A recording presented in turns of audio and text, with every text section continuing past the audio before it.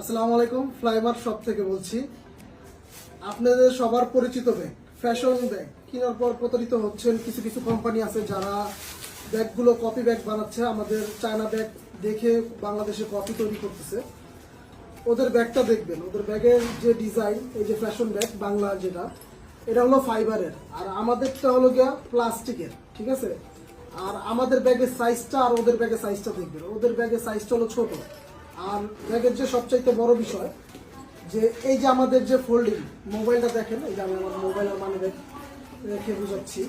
এই যে মোবাইল, এই যে মোবাইল, এই যে মোবাইল দেখেন, মোবাইলগুলো পড়বে না, কখনো পড়বে না, যে কাইট চাইট যাই হোক পড়বে না। এখন ওদেরটাতে দেখাই আপনাদেরকে, ওদেরটাতে দেখাই। দেখেন ওদেরটা হলো গিয়া, এই যে দেখেন ওদেরটা কিরকম, কোনো সাপোর্টিং নাই, কোনো কিছু নাই। ফোন রাখেন, মানি ব্যাগ রাখেন, যাই রাখেন, আপনার জিনিসগুলো